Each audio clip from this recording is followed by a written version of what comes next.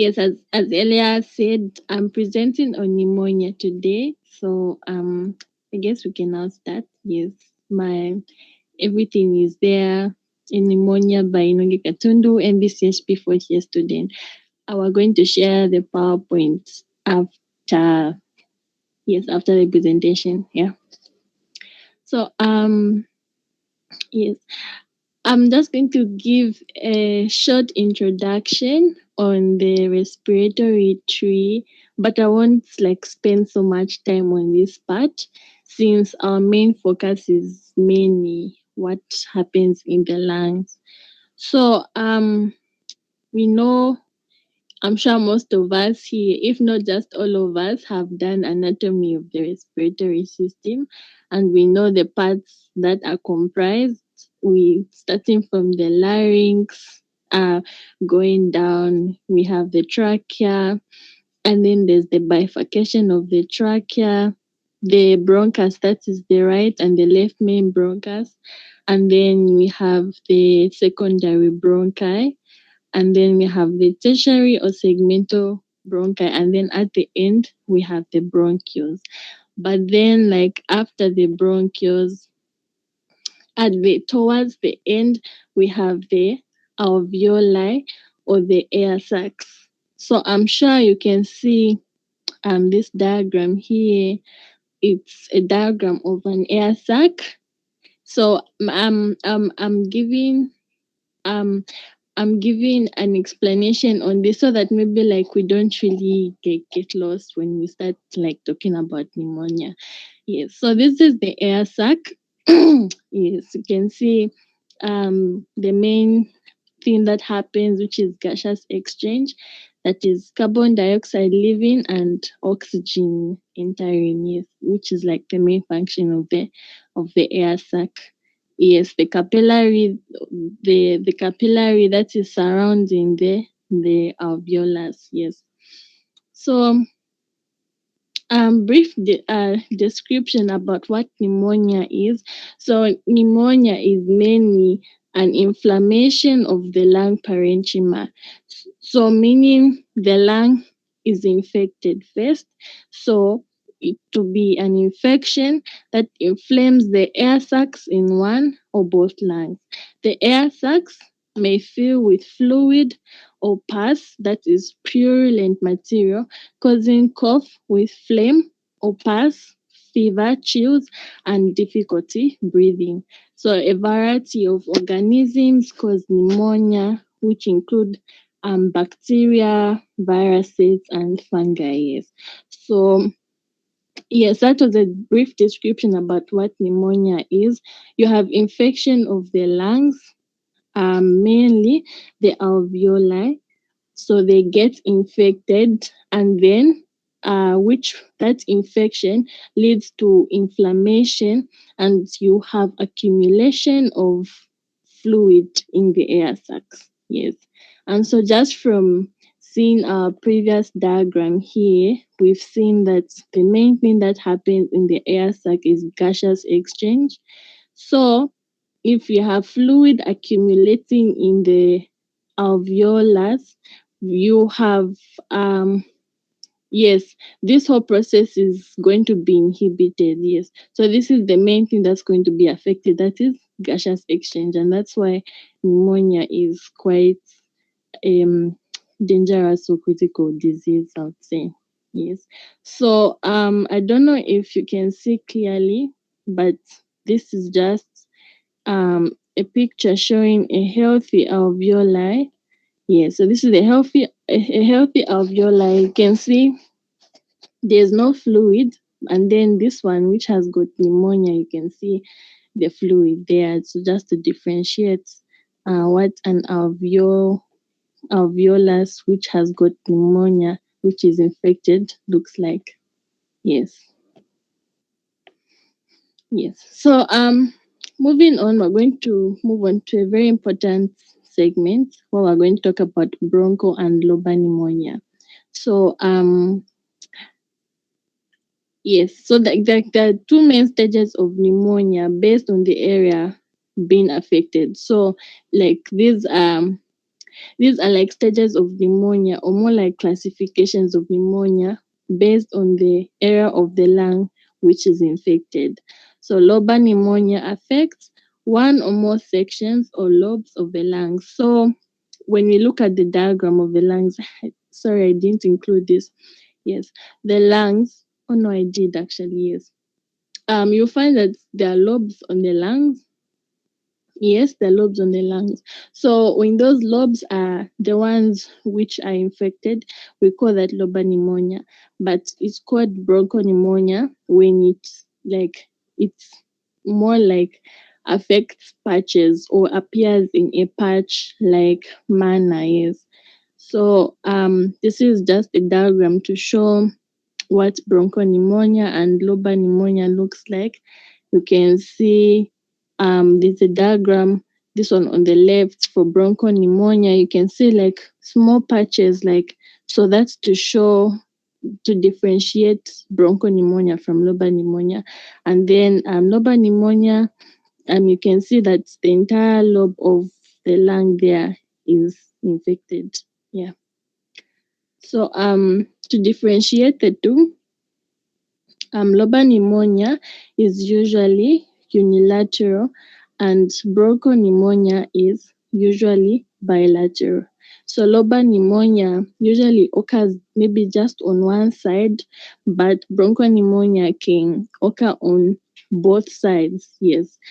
And then lobar pneumonia involves an entire lobe, just as I said earlier. And then bronchopneumonia usually involves patches, like a patchy involvement. And then lobar pneumonia is uncommon at extreme ages, but bronchopneumonia is more common in infancy and old age.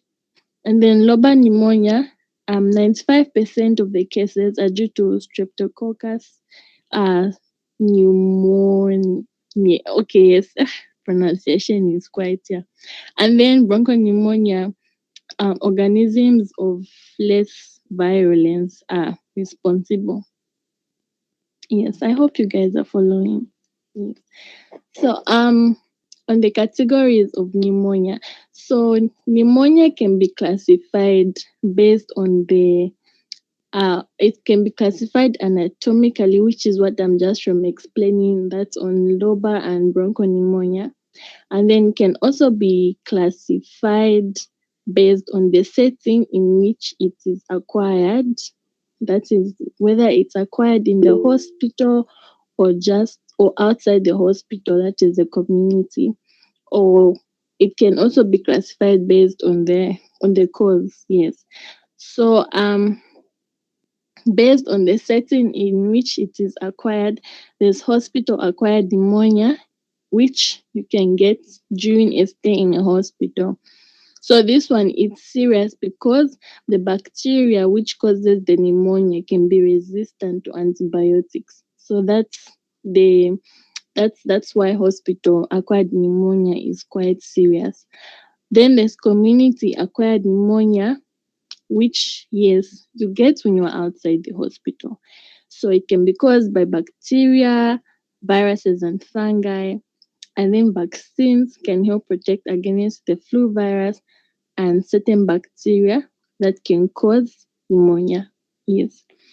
And then there's also aspiration pneumonia, which is due to food stuck on lower airways and bacteria begins to grow. So maybe you swallow something, yes, and then like that food like gets stuck in the lower airways. So whatever it is that you swallow is probably not sterile and contains a bacteria. So that bacteria, when it begins to grow, it's the one which can cause pneumonia.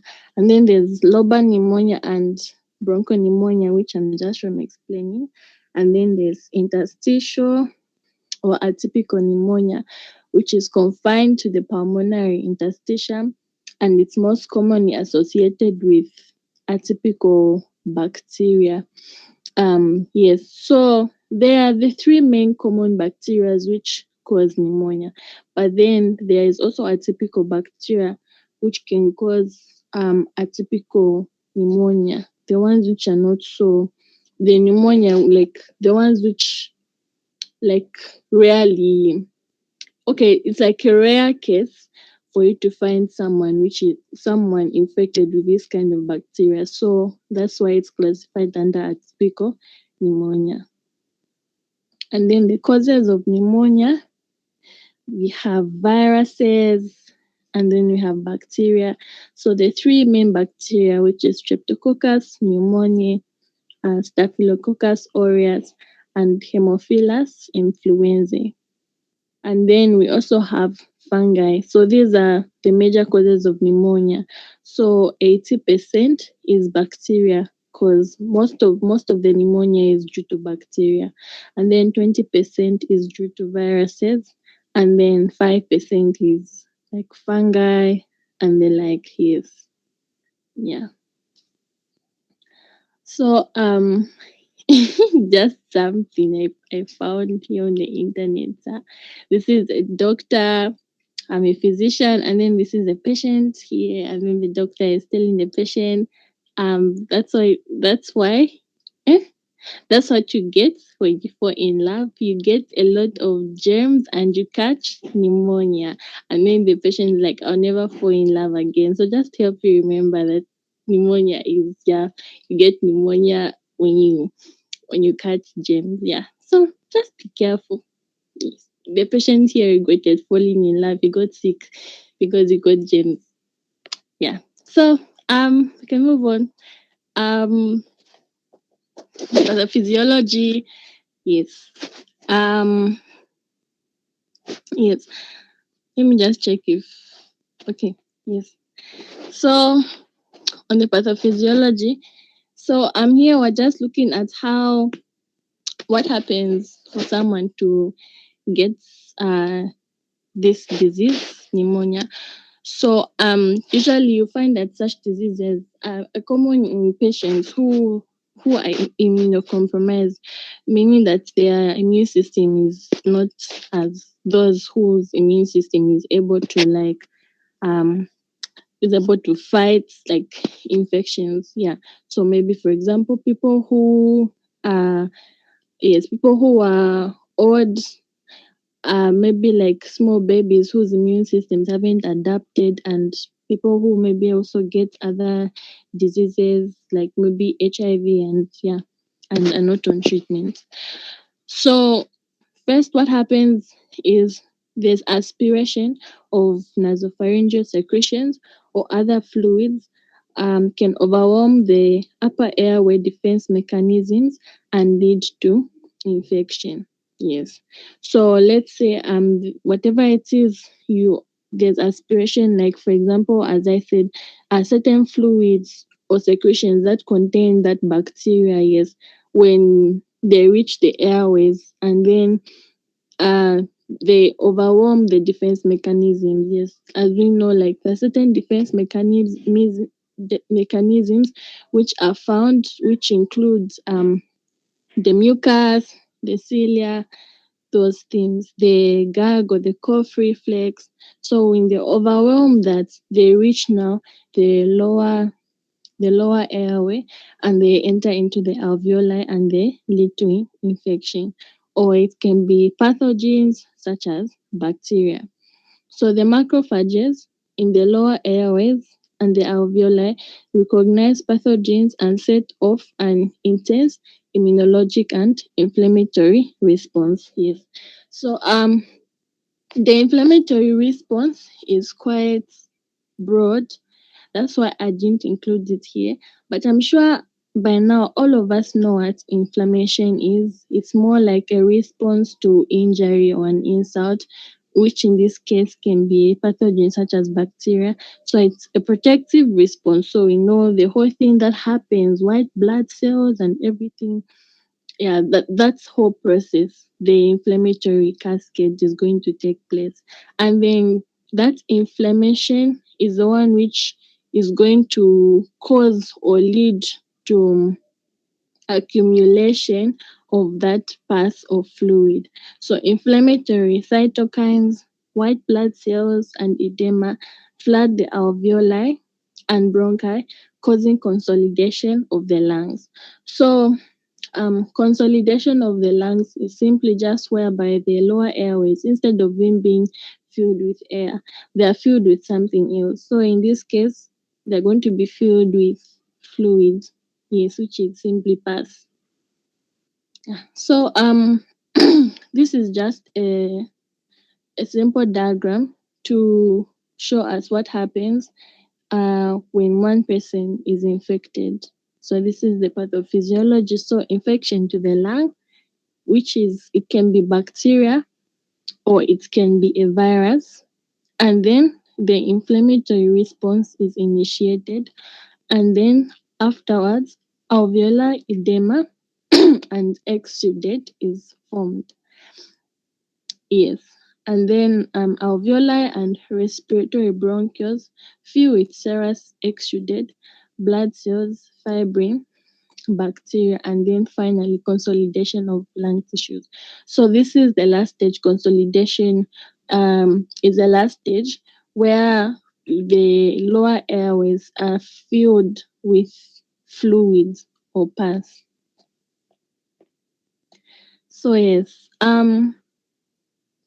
so there are certain changes which happen in lobar pneumonia specifically.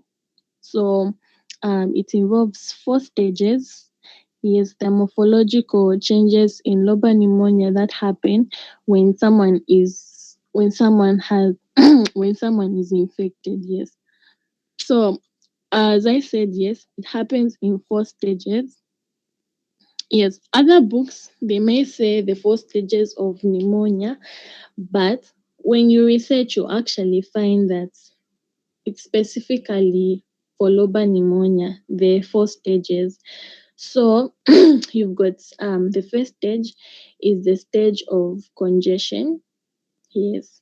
So this stage, it lasts for about 24 hours, and it represents the outpouring of a protein-rich exudate into alveolar spaces with venous congestion. The lung is heavy, edematous, and red. So in acute inflammation, we know what happens when there's dilation of the blood vessels, like those things that happen like in acute inflammation. So that's why the lung is going to appear red because of that vasodilation, like more blood is going to be flowing. So that's why it's called congestion. And then in the second stage is red hepatization. It lasts for a few days.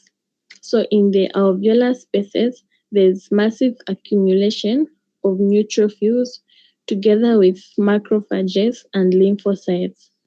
Numerous red blood cells are also extravasated from the capillaries. The lung is red, solid, and airless, with a consistency resembling fresh liver. And then the third stage is gray hepatization. It lasts a few days and represents further accumulation of fibrin with destruction of white cells and red cells. The lung now is gray brown in color and solid. And then the final stage, the fourth stage, is resolution. It occurs at about 8 to 10 days in untreated cases and represents the resorption of exudate and enzymatic digestion of inflammatory debris with preservation of underlying alveolar wall architecture. Yeah, so this is just a diagram to show the same 4 main stages. That is congestion. It occurs in 24 hours to 48 hours. And then day 3 to 4, you have red hepatization. Day 5 to 7, gray hepatization. And then day 8 to week 4, resolution. Those are the 4 main stages of lobar pneumonia: congestion, red hepatization, gray hepatization, and resolution.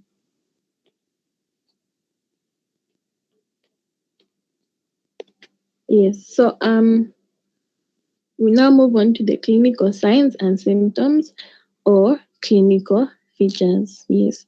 So the symptoms yes, the clinical signs and symptoms when one has pneumonia include chest pain when you breathe or cough, confusion or changes in mental awareness, and that's mainly common in adults who are aged 65 and older, cough, which may produce phlegm. Then there's fatigue, nausea, vomiting or diarrhea, fever, sweating and shaking chills, and then there's also shortness of breath. Then the diagnosis of pneumonia. So you can know that someone has got pneumonia when they are working hard to breathe, like it's hard for someone to breathe. And then also when someone is breathing quickly. So if you remember before, I established the fact that in the alveoli you have got gaseous exchange taking place there. So if the alveoli are filled with fluid, you find that gaseous exchange won't occur as it normally does. So the patient will have to breathe faster, like there's going to be that compensatory thing that will happen in the body in order for the different parts of the body to receive enough oxygen. So you notice that the patient will start to breathe quickly. Yes. And so you can also use a chest x-ray to more like see or view what the lungs look like. Yes, and I'm sure there's a certain way in which the lungs appear when someone has got pneumonia. And then there's downers to percussion. I'm sure most of us here know what to percuss is. So usually, when you percuss the lungs and then there's a dull sound, it represents that there's something inside there. So, most likely fluid.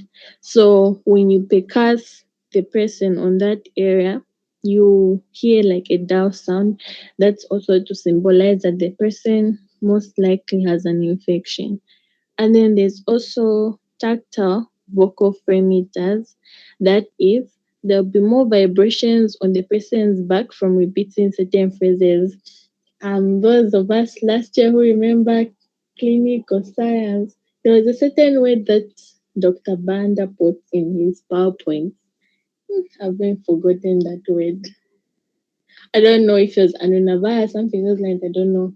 But there was a certain word that he puts whereby you ask someone to repeat that certain words yes, certain phrase, and then you notice that there will be more vibrations on the person's back. Yes, Then Doc, it was Anunavaya on 99. I don't know if it was 99 or 999, I've forgotten. But something like that, yeah. So then now on the differential diagnosis, like some diseases which can present with similar signs and symptoms to pneumonia, there's COPD, chronic obstructive pulmonary disease. Then there's asthma, and there's pulmonary edema, there's bronchiectasis, lung cancer, and pulmonary emboli. So yes, all these diseases here um have got similar signs and symptoms to pneumonia. So when you're making a diagnosis, you obviously have to take several tests to make sure that the diagnosis that you have that the person has got pneumonia is correct, because there are other diseases that can present with similar signs and symptoms to it. The management or treatment. So, treatment, since pneumonia is mainly caused by bacteria, so you find that mostly the treatment is by antibiotics. But then if it's viral, then you give them antivirals.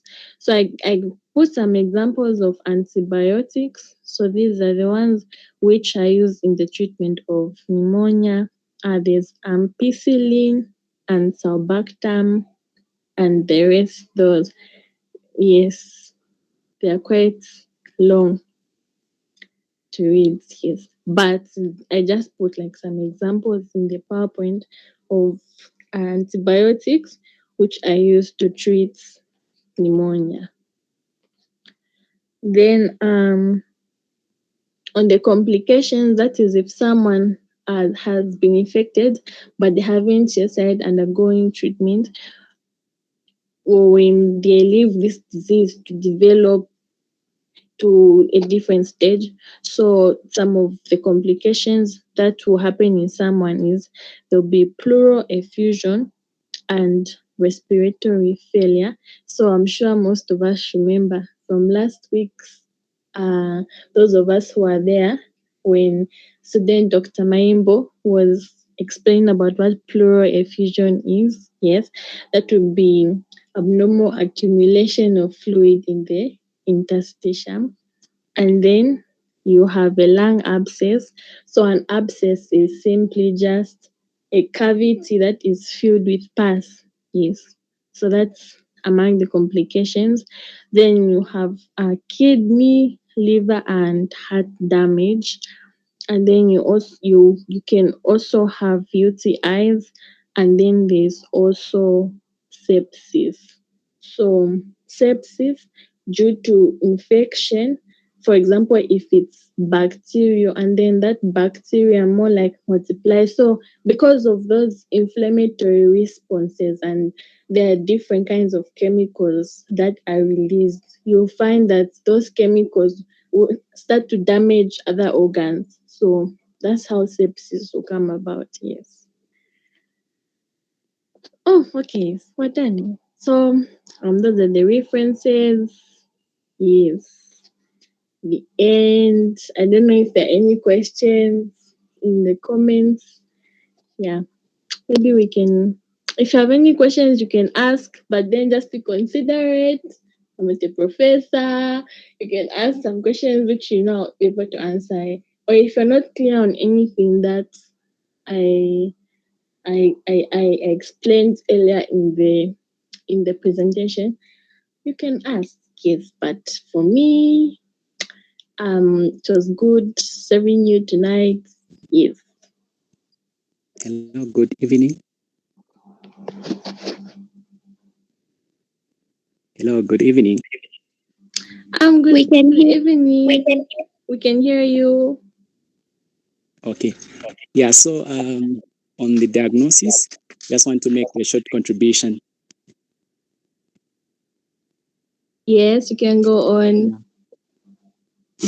Yeah, so the diagnosis mostly is based on the pathophysiology of pneumonia itself. So the first thing you mentioned that there'll be an inflammatory response. So we know that there are cells that take place or take part in inflammation. For instance, we can talk about the neutrophils, the macrophages, and the other inflammatory cells.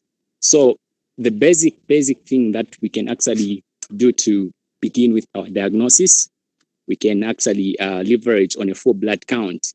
So when we do a full blood count in a person who has pneumonia, you realize that the ranges, because we have the normal ranges, they will actually be abnormal. And then going to a chest X-ray, what are the things that we can actually see on a chest X-ray? So I'll begin with the bronchopneumonia. So she mentioned that bronchopneumonia mostly is bilateral, and then it will be patchy. So when you do a chest X-ray, you're going to see very small nodules that will be appearing as patches. So there are two things that you can actually see on an X-ray. You can have a nodule, meaning it's a small it's more like cavitatory structure that you can actually identify, and then you can see a mass, what we call a mass, because you cannot identify that. So there'll be a lot of patches, and then that is in bronchopneumonia. And then the other thing in lobar pneumonia, you can actually see a consolidation. So we know, for instance, in the right lung, where we have three lobes, you realize that in the right upper lobe, you can, if that is where the pathology is, you can actually see a consolidation.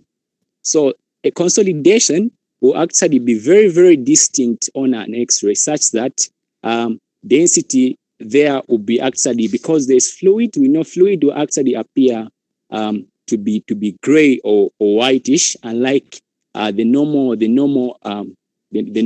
appearance of a lung, a healthy lung on an X-ray, which is dark or black when there's no pathology. So those are the things that we can see. Aside that, you can actually, because she mentioned that there can be a cavitation, fluid will actually collect in the lung, and then it can form a cavity. So when you take an X-ray, you see a round cavity that is actually fluid. But then, because we have fluid in there, if you take the image, for instance, if you were to take an image in supine position, you take it maybe you take maybe the image from an oblique position. That is also to do with the movement of the patient. You realize that in as much as we notice the shifting downwards when percussing, when you're also taking the X-ray in different positions, you realize that the level of the fluid also changes position. So that is just a short contribution that I had on the investigation, specifically on the X-ray and the basic one, the FBC. Thank you. Thank you so much for that contribution. Thank you so much. Just to say something, there's one who has asked a question in the comment box. Oswin, he's saying that according to the treatment, do we need to consider the type of pneumonia? Yes, we should, as clinician, we should be able to tell the type of pneumonia through laboratory diagnosis. And then from the previous person who was just contributing, thank you so much. There's a question in the message box there. Someone is saying that what would be abnormal in the FBC, in the full blood count, when it comes to pneumonia? Thank you. Okay, thank you so much. Just to answer that question, neutrophils are actually the first when it comes to the inflammatory response in the process of inflammation. So when a person has pneumonia, you realize that neutrophils will actually be very high, because it shows that they are trying to actually fight the foreign body. And then we can also have monocytes also increase, macrophages come in. But she was mentioning about the stages. Different cells are going to appear at different instances in the process of the disease, because we know that in the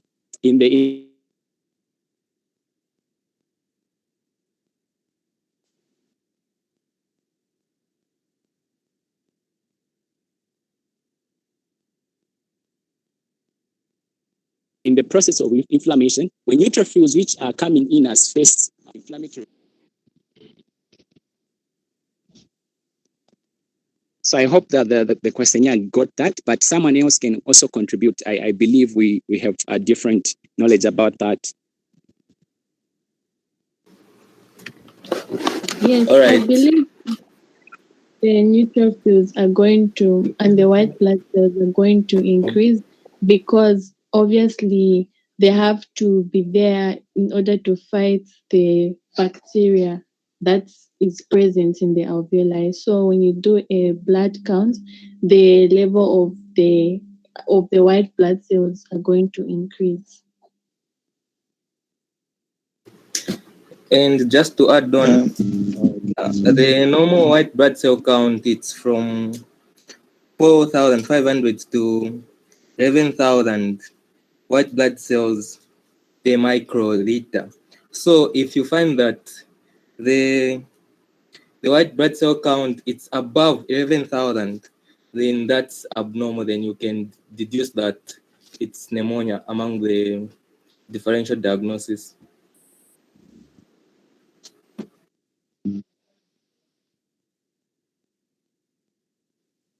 Okay, thank you so much. Thank you so much, Dixon. All right, I hope we're following each other.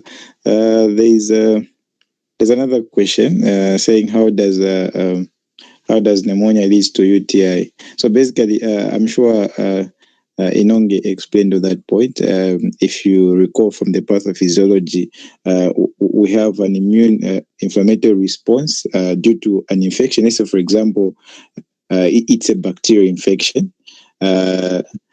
What will happen is that as the bacteria is dividing, since there is also an immune response, the immune response can also be destroying other organs. Then, as the bacteria is dividing, if it goes systemically, like it reaches all systems, may reach the urinary system also. So that's the connection basically. But I'm sure there's more detailed mechanism behind that. But that's the basis of the connection between pneumonia and UTI. Just to add more, the spread of infection or the bacteria, it multiplying in the bloodstream is called septicemia. So a typical organism like Klebsiella, which is one of the most dominant organisms that can affect the urinary tract. If it spreads through the bloodstream, it can affect the UTI. Thank you.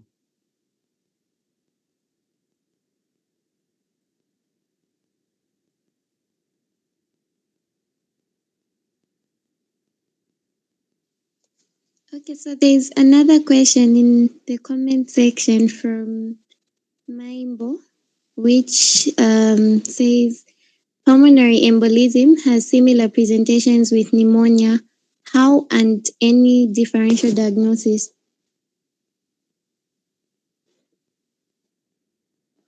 Okay, let me just look at your question again.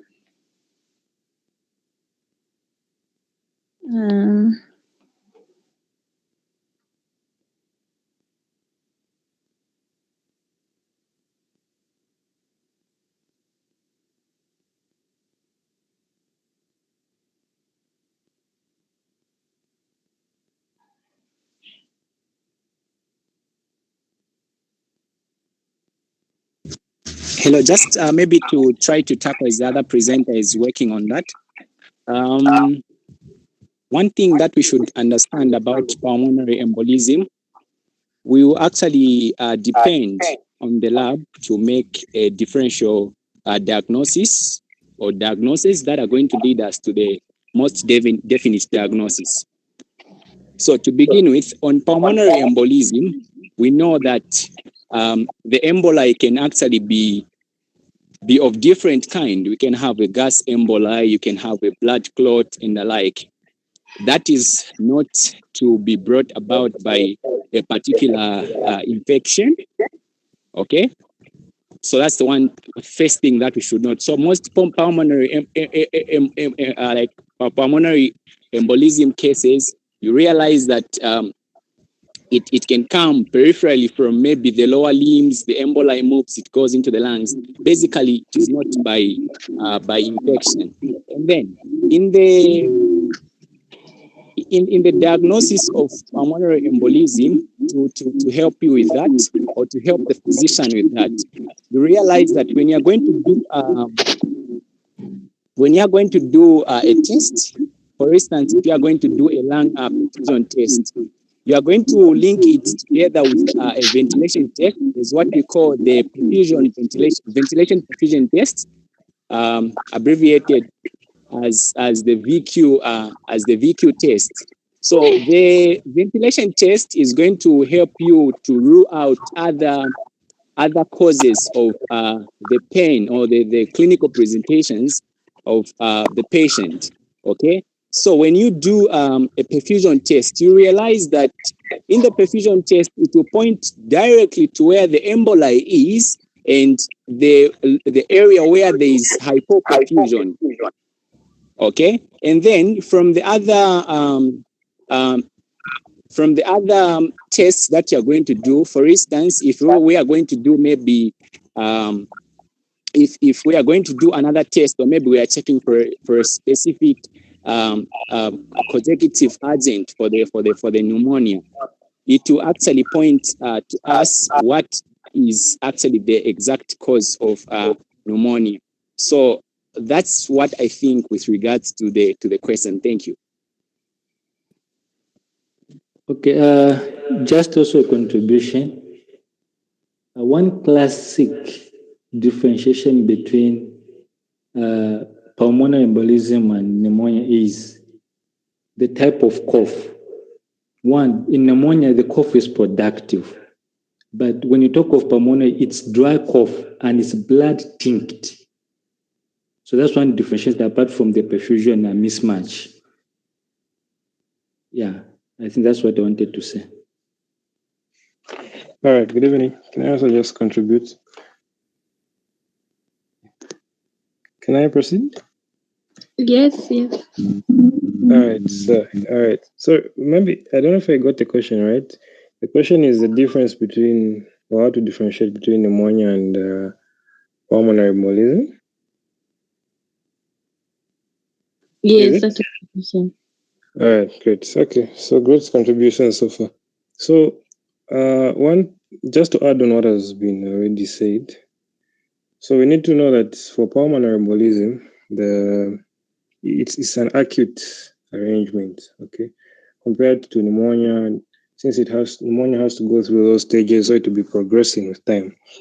It will not be sudden. But for pulmonary embolism, it's a sudden. The symptoms are quite sudden, okay. So you notice that the patient will have chest pain, will be coughing, difficulties in breathing, and tachypnea. All right. So that will happen in the presence of other risk factors for pulmonary embolism. Yeah. So you can look up the risk factors. All right. But commonly you find that these patients, maybe they have been immobilized for a long time. Yeah. Maybe they had major surgery, or they've been traveling, and other risk factors. So in the combination of those risk factors and the acute onset of the symptoms points you towards pulmonary embolism. Unlike pneumonia, where you have the gradual increase of the symptoms or increase in severity, coupled with the other symptoms or signs like the fever, the productive cough, as earlier said. Yes, that's what I wanted to add. So you can't miss the two, really. The pulmonary embolism will be very acute, and it's a classic percent. All right, thank you.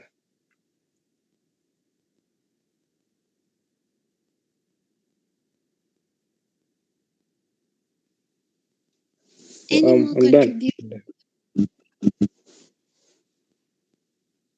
Is there anyone who's got more questions or wants to say something about the questions that have been asked?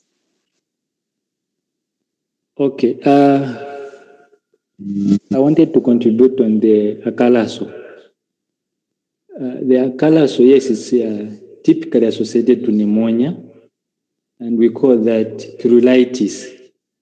It's due to the rubbing of the pleural membrane, the visceral and the parietal. So that's why it's typically associated to pneumonia. Thank you.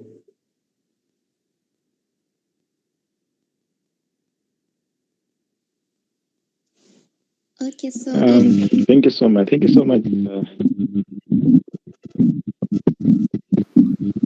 Sorry, I did not get the name of the disease which causes akala. So what do you call akala again? Oh, it's called pruritus. The other term is pruritus. It's typical in the sense that it's kind of stabbing pain, as if you've been pricked by a needle. So pruritus or pruritus. All right, thank you. Okay, welcome. Thank you so much from all the contributors. I've got a question concerning community-acquired pneumonia and also just between these two and hospital-acquired pneumonia. Apart from us using the definitions, for example, the CAP, the CAP, community-acquired, you know that it's outside the hospital. Now, in terms of diagnosis, like how do we differentiate to say, okay, this is community-acquired pneumonia and this is hospital-acquired pneumonia? Because for example, as I was doing my attachments, I just found this intern doc just telling me to say, okay, this is it, CAP. Now, I didn't find the chance of like finding out like how she came about that. So I need clarification on that in terms of differentiating these two based on other criteria, not just saying this is outside, this is inside the hospital. Thank you. Good evening. So on differentiating community-acquired pneumonia and hospital-acquired pneumonia, if you heard earlier during my presentation, I said that hospital-acquired pneumonia is considered to be quite more dangerous because of the nature of bacteria. So I think what differentiates is the bacteria, because hospital-acquired pneumonia, the bacteria is one which is quite resistant to antibiotics. So probably when they do the tests, just by looking at the bacteria, they'll be able to tell that this is the type of bacteria. They'll be able to tell that this is community-acquired and this is hospital-acquired, because we originally at hospital-acquired, we've got this type of bacteria which is resistant to antibiotics. So the type of bacteria obviously is the one which you can also use, unless other people have got other contributions. But I think maybe that's the main thing that they look at, the bacteria. All right, just to shed more light, thanks Inonge for that contribution. Community acquired, what Inonge is also trying to put across is immunocompromisation. In community acquired, the patient is not immune compromised. But in hospital acquired, this patient has got other comorbidities. For example, this patient maybe is receiving chemotherapy, which reduces the immunity. By the patient having a reduced immunity, they are more prone to having other or more common bacteria. So that's a major distinction. Thank you.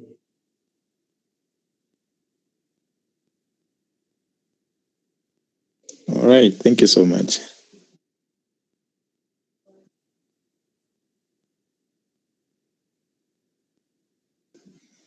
I think if there are no more questions, then we can have the closing remarks from Kinaka and Mary.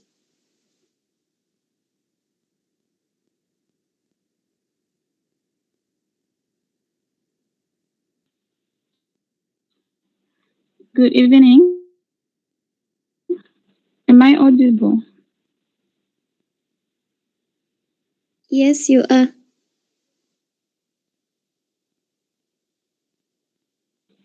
All right. Okay. Thank you so much to everyone for joining in today's meeting. Yeah, and this was so informative. Thank you, Inonge, for the presentation, and everybody who chipped in with questions and contributions. I liked today's interaction, today's presentation. It was quite interactive. Like everybody was coming in with their contributions and everything, and that's really good. Yeah. So in as much as one person is presenting, we're all here to learn.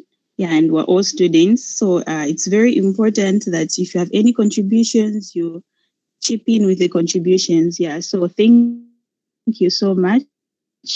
And to everyone who's joined in, thank you very much. Today has been so, tonight has been so productive. And yeah, It's been great. So thank you so very much on behalf of everyone.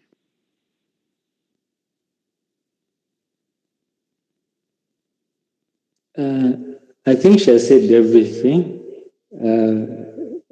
I'm just overwhelmed by the participation that everyone has put in.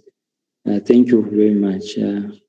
Let's continue with the same spirit. Pneumonia is one kind of condition that we commonly encounter on the wards.